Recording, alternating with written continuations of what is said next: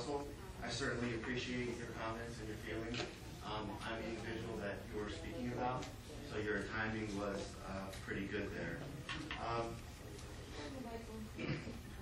Can you hear me now? Okay, how about I stand closer? How's that? Is that better?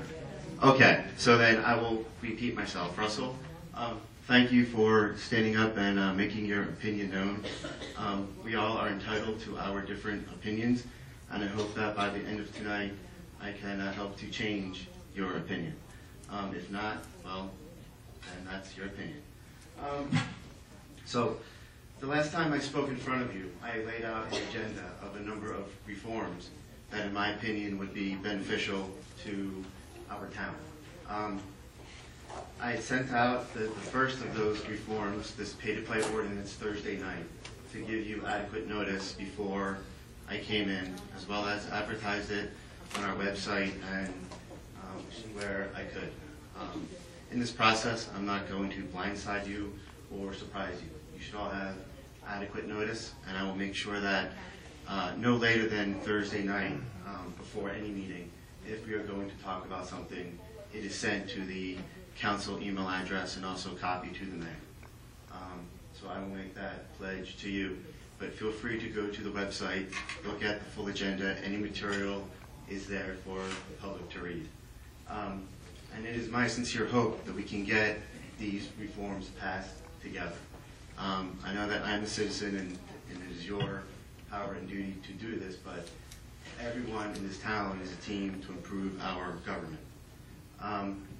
As I said, the pay-to-play ordinance that I want to talk about tonight is the ordinance crafted by the Citizens Campaign. It's been around in its current form since at least 2006, when it was first approved. Since then, 100, or at least 100 separate towns have introduced this pay-to-play ordinance. So to get to Russell's point, which I will talk about later, it's already in play. In Camden County alone, 13 other towns have passed this exact ordinance. And when we were thinking about pay-to-play, we chose this ordinance for two very specific reasons. The first is more pragmatic. It's already there. We didn't have to recreate it from scratch. The second is that so we can have uniformity. To Russell's point exactly, contractors and vendors right now, if they're dealing with a patchwork of laws, don't know what to do. And I'll talk about the danger of that in a couple of minutes.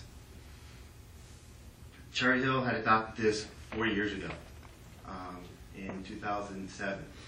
Newark had adopted a similar one for redevelopment as little as 2 weeks ago. There's a lot of momentum in the state for pay-to-play and other reforms. As I was going through my Facebook page preparing to come tonight, I had saw a report that in the State House, they are proposing a law where any county bridge commission has got to follow any county pay-to-play law. This is happening. We need to get ahead of it. That being said, any person in any corporation has an absolute First Amendment right to have their voice heard. And absolutely donating is a form of free speech.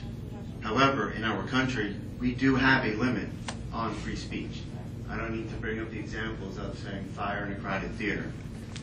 In my opinion, someone who is expecting to get government money should not be able to donate. That should be a limit on free speech. Just because something is legal today does not make it right. And if something is not right, then it is our duty to fix it. I am requesting that this ordinance, and if you do not have it yet, I will send it directly to you, be put on the workshop scheduled for June 6th and passed by the end of June. This ordinance, as I said, has been passed by 100 other towns. Forming a committee to investigate this is not going to turn up anything that those other towns have not turned up. As a matter of fact, if we make changes to this law, it could and will harm Gloucester Township. May I inject something, Josh? Absolutely. So you're saying that you want us to take this ordinance that you're giving us, put it on our workshop, discuss it, and then pass it before the end of June, regardless if we all have differences of opinion on it, because it would be harmful. If there is a legitimate reason why this cannot be passed, I am always open to a reasonable argument. Absolutely, Mr. Hutchinson. But my hope for speaking tonight is to get this on the workshop for June 6th. As I said, you've already had 4 days. The workshop on June 6th gives you another week. And if you want, I can come back, bring other materials and other persons so we can talk about this in more detail. But to talk about some of the dangers to Gloucester Township, just so we are perfectly aware, there are 4 points I'm going to talk about. The moral argument, the pragmatic argument, the good government argument, and finally, the financial argument. From a moral point of view, pay-to-play is a conflict of interest. We have a vendor who is essentially funding campaigns. That in itself is a conflict of interest. If you have a donor who has been given large sums of money but is doing a poor job at serving our town, will most people fire them? I don't know. I'm not sure I could, and maybe the 7 of you are better than I am, but I don't know. It takes away that temptation. Perception is also a key issue. Over the last couple of months, as I've been speaking and talking to you after our meetings, I've gotten to know a number of you, and it's been a wonderful experience. I do not think any of you fundamentally do anything wrong, but the perception of government is that without a strict pay-to-play law, that our government is for sale. I don't think that perception is reality, but certainly stopping that practice would help change that perception. Last week, Councilman Schmidt abstained from one of the votes in the school budget. He did this because he was an employee of one of those school districts. He did exactly as he should have, and to that I commend him. We were able to see that conflict of interest. We should be able to see this one. From a pragmatic point of view, and this goes to your point, Mr. Hutchinson, one of our mayor's initiatives is shared services and shared agreements with other towns and governing bodies throughout our county and our state. The largest of those is Cherry Hill. They passed this exact ordinance 4 years ago, and it has been in place for 4 years. Currently, we have an agreement for our trash services.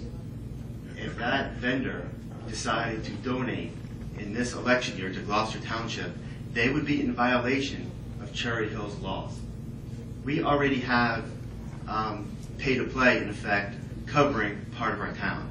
And they would be in violation of their laws because part of the ordinance states that you cannot donate to someone who has influence over the decision-making process. By entering into a shared agreement with Cherry Hill, we now have decision power over that choice. So Josh, can I inject something again? Absolutely.